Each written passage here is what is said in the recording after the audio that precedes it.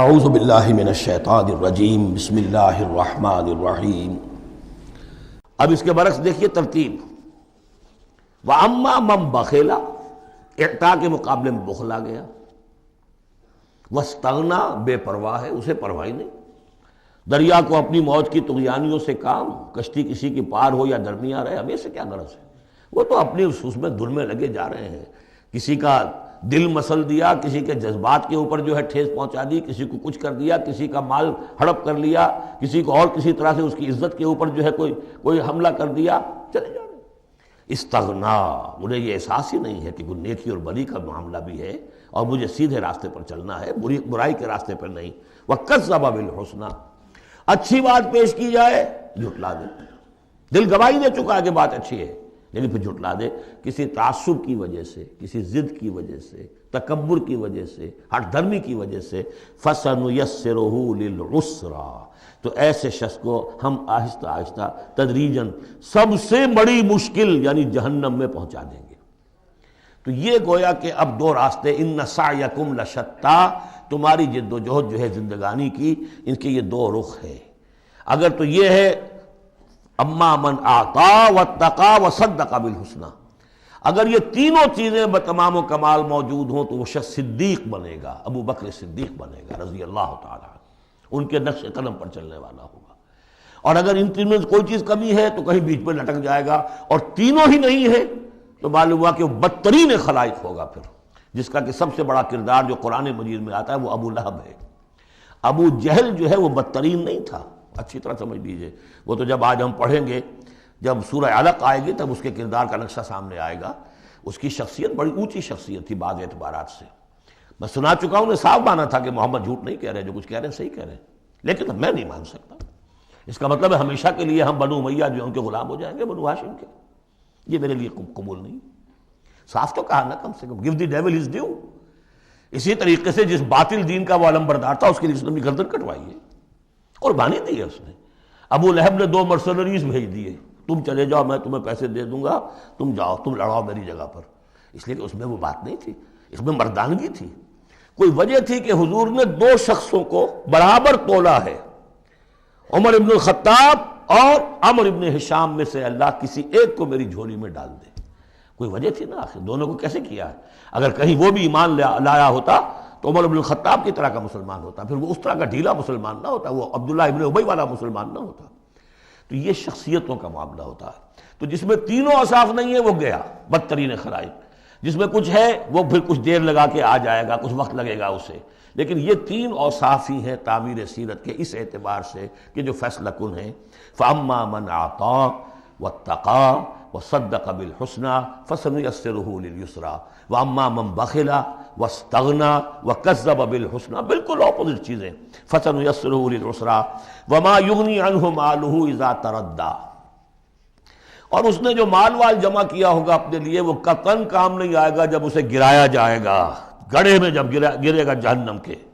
إِنَّ عَلَيْنَا لَلْهُدَىٰ، دیکھو انسانوں ہمارے ذمے ہے صرف ہدایت پہنچا دینا، یہ اب اللہ تعالیٰ اپنے ذمے لے رہے ہیں، یہ ہمارے ذمے ہے کہ تمہیں راستہ دکھا دیں، سجھا دیں، یہ سجھا دینا ہمارے ذمے ہے۔ اس کے لیے ہم نے تمہیں جبلی ہدایت بھی دی ہے، اس کے لیے ہم نے تمہارے اندر اخلاقی حس بھی رکھ دی ہے، اس کے لیے ہم نے اپنی روح تم میں پھونکی ہے، اس میں ہماری معرفت اور محبت موجود ہے، اور پھر ان تمام چیزوں کی تکمیل کے لیے ہم نے نبی بھیج دیے، رسول بھیج دیا، کتابیں نازل کر دی، ہم نے اپنا ہدایت کا جو فرض تھا وہ ادا کر دیا۔ ان علینا للہدیٰ وَإِنَّ لَنَا لَلْآخِرَةَ وَالْأُولَىٰ، پھر ہمارے ہی لیے ہے اختیار آخرت کا بھی اور اولا کا بھی، دنیا کا بھی، پھر فیصلہ ہم کریں گے کہ کون اب اس قابل ہو گیا ہے کہ دنیا کو ان کے بوجھ سے پاک کر دیا جائے، زمین کو ان کے بوجھ سے آزاد کر دیا جائے، پوری قوموں کو ملیا بیٹ کر دیا جائے، فیصلہ کرتے ہیں۔ وہ پڑھ چکے پچھلی صورت میں، فَدَمْدَمَ عَلَيْهِمْ رَبُّهُمْ بِذَنبِهِمْ فَسَوَّاهَا، ایسے ہے کہ جیسے کسی باغ میں سے کوڑا کرکٹ جمع کیا جائے اور پھر اسے آگ دکھا دی جائے، اس لیے کہ اس باغ کے لیے بدنما داغ ہے۔ اب تو یہ کہ وہ انسان جو ہے کہ جو پھر اس حد تک ہدایت کے واضح ہو جانے کے بعد کہ نبی آ گیا، کتاب آ گئی اور اس نے ماڈل پیش کر دیا اپنی زندگی کے اندر، پھر بھی نہیں مانا، تو پھر یہ جو بھی فیصلہ ہے وہ ہم کرتے ہیں۔ فَأَنذَرْتُكُمْ نَارًا تَلَظَّىٰ، دیکھو میں نے تمہیں خبردار کر دیا اس آگ سے جو بھڑک رہی ہے اور وہ منتظر ہے۔ لا یصلاھا، ہم دیکھ چکے ہیں کئی جگہ آیا ہے کہ وہ تو دھاڑ رہی ہے بھوکے شیر کی طرح، اسے تو چاہیے اپنی خوراک. لا یصلاھا الا الاشقی، نہیں پڑے گا اس میں مگر وہی جو بہت ہی بدبخت ہے. کیوں؟ کم بدبخت تو اگر ہوتا معاملہ تو اور ہوتا، یہ محمد کے آنے کے بعد بھی صلی اللہ علیہ وسلم جس کی حقیقت نظر نہیں آئی تو اس سے بڑا بدبخت تو کوئی ہے ہی نہیں. اس لیے کہ اگر کچھ اندھیرا ہو کچھ روشنی ہو آدمی ٹھوکر کھا جائے. چلیے بھائی کچھ اندھیرا بھی تھا، جھٹپٹا تھا، پوری روشنی نہیں تھی، نصف النہار پر سورج چمک رہا ہو اور آپ ٹھوکر کھائیں تو پھر قصور کس کا ہے؟ تو آپ کا ہے. اس اعتبار سے اب بعثت محمدی کے بعد صلی اللہ علیہ وسلم جس شخص نے اپنے آپ کو محروم رکھا وہ اشقا ہے. لا یصلاھا الا الاشقی الذی کذب وتولی، جس نے جھٹلایا ہے اور منہ پھیر لیا ہے. وَسَيُجَنَّبُهَا الْأَتْقَى، اور ہم بچا دیں گے یا بچا دیا جائے گا اس سے جو بہت ہی متقی ہے. اس آیت کے بارے میں تقریباً کنسنسس ہے کہ یہاں مراد حضرت ابوبکر ہے رضی اللہ تعالیٰ عنہ. اتقا، وہ تینوں صفات بتمام و کمال جس میں تھے وہ ابوبکر تھے. یہی وجہ ہے کہ تصدیق بالحسنہ میں ایک لحظہ نہیں لگا. حضور فرماتے ہیں کہ میں نے جس کے سامنے بھی اپنی نبوت کی دعوت رکھی اس نے ضرور کچھ نہ کچھ توقف کیا، سوچا، سوائے ابوبکر کے کہ ایک لحظے کا توقف نہیں کیا. اور ان کی شخصیت میں وہی چیزیں موجود تھیں، غریبوں کے اوپر شفقت تھی، نیکی کی، اور بنیادی طور پر وہ موحد تھے، انہوں نے کبھی بت پرستی اختیار نہیں کی زندگی میں. تو وہ صلاحیت جو ہے تقویٰ بھی تھا، اعطاء بھی تھا، خرچ کرنے کی صلاحیت تھی. انہوں نے خرید کر جو ہے غلام جتنے تھے جو مسلمان ہو گئے تھے، غلام اور کنیزیں، اور جن کے اوپر سخت جو ہے پرسیکیوشن ہو رہی تھی، ٹارچر ہو رہا تھا ان کے آقاؤں کی طرف سے، منہ مانگے دام دے کر ان کے آقاؤں کو نے خریدا ہے اور آزاد کیا ہے. فَأَمَّا مَنْ أَعْطَىٰ وَاتَّقَىٰ وَصَدَّقَ بِالْحُسْنَىٰ، یہ تینوں اوصاف بتمام و کمال ابو بکر میں، ابو بکر صدیق اور صدیق اکبر رضی اللہ تعالی عنہ. خواتین میں الصدیقۃ الکبریٰ حضرت خدیجہ الکبریٰ ہیں رضی اللہ تعالی عنہ. وَسَيُجَنَّبُهَا الْأَتْقَى الَّذِي يُؤْتِي مَالَهُ يَتَزَكَّىٰ، جو اپنا مال دیتا ہے اپنے نفس کو پاک کرنے کے لیے. وہ مال کیوں دے رہا ہے؟ کیوں خرچ کر رہا ہے؟ کیوں بلال کو اس نے خریدا ہے؟ باپ نے کہا ابو قحافہ نے، وہ تو ایمان نہیں لائے تھے اس وقت تک، وہ تو فتح مکہ کے بعد ایمان لائے. وہ کافر رہے پورے عرصے کے دوران، مشرک رہے. تو باپ نے یہ کہا کہ ابو بکر تمہیں اگر کوئی خریدنا ہی تھا غلام اور کسی کو آزاد کرنا تھا تو کوئی دیکھتے، اچھا غلام دیکھتے، کوئی طاقتور سے دیکھتے جو تمہارے کام بھی کبھی آتا.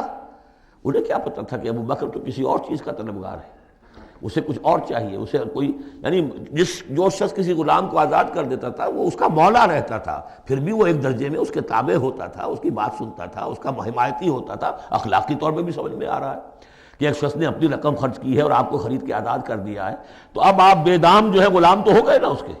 اس لیے کہ یہ کہ وہ غلامی نہیں ہے، مولا کہلاتے تھے وہ. جیسے کہ حضرت زید ابن حارثہ بھی مولا تھے حضور کے، اور اسی طریقے سے اور بھی بہت سے ہیں جن کے بارے میں آتا ہے کہ انہوں نے جو حدیث روایت کی ہے. صوبان رضی اللہ تعالیٰ وہ بھی مولا تھے حضور کے، مولا اس معنی میں. تو فرمایا کہ تم نے یہ کیا کیا، کس کو تم نے خریدا اور اتنی بڑی رقم دے دی؟ جو مانگا امیہ ابن خلف نے وہ بھی حیران رہ گیا. ٹھیک ہے لو. الذی یؤتی مالہ یتزکیٰ وما لأحد عندہ من نعمۃ تجزیٰ، اور ایسا نہیں ہے کہ کسی اور کا اس پر کوئی احسان ہو جس کا وہ بدلہ چکا رہا ہو، نہیں. الا ابتغاء وجہ ربہ الاعلیٰ، صرف اپنے بلند و بالا پروردگار کی رضا جوئی کے لیے وہ خرچ کر رہا ہے. وَلَسَوْفَ يَرْضَىٰ، اور وہ ان قریب راضی ہو جائے گا. یہ ان قریب راضی ہو جائے گا کون؟ اللہ بھی راضی ہو جائے گا اور ابو بکر بھی راضی ہو جائیں گے. رضی اللہ عنہ ورضوا عنہ، جیسے ہم خطبے میں بھی کہتے ہیں رضی اللہ تعالی عنہ وارضاہم، اللہ تعالیٰ بھی راضی ہو جائے ان سے اور اللہ ان کو راضی بھی کر دے، ان کو بھی اتنا اجر و ثواب دے. وَلَسَوْفَ يَرْضَىٰ، اور میرے نزدیک یہاں مراد حضرت ابو بکر ہے، اس کا میں ثبوت آپ کو اگلی صورت میں دوں گا. اب دیکھیے پہلی صورت میں آیا تھا قد افلح من زکاہا وقد خواب من دساہا. 8 آیتیں تھیں، وہ تھیں قسموں پر مشتمل، لیکن اصل مضمون کیا تھا؟ نفس انسانی میں نیکی اور بدی کا شعور ودیت کر دیا ہم نے. اب جس نے اس کو بنا لیا، سنوار لیا، وہ کامیاب، جس نے اس کو دبا دیا، مٹی میں دفن کر دیا، وہ ناکام. اگلی صورت میں آگے راستہ بتا دیا. سنوارنے کا راستہ کیا ہے؟ اعطاء، تقویٰ، تصدیق بالحسنہ. ان عادتوں کو کلٹیویٹ کرو اپنے اندر تو یہ راستہ جو ہے تمہارا جائے گا صدیقیت کی طرف اور اللہ تعالیٰ کی رضا کی طرف. اس کے برعکس اوصاف بخل، استغنا، پرواہ نہیں، کیا خیر کیا شر کوئی پرواہ نہیں. اپنی خواہشات کو پورا کرنا ہے، اپنی اشتہا جو ہے اس کو شہوت کو پورا کرنا ہے، حرام سے حلال سے کوئی بحث نہیں۔ اور یہ کہ بات سچی آئی، اچھی آئی اور دل نے گواہی دے دی پھر بھی اس کو رد کر دیا تو وہ دوسری منزل پہ نکل جاؤ گے۔ اب یہ جو پہلی منزل تھی اس کا نقطہ عروج کون ہے؟ ایک تو ابو بکر آ گئے اس میں، اور ان سے بلندتر رتبہ کس کا ہے؟ محمد الرسول اللہ صلی اللہ علیہ وسلم، معراج انسانیت۔ صدق اللہ العظیم۔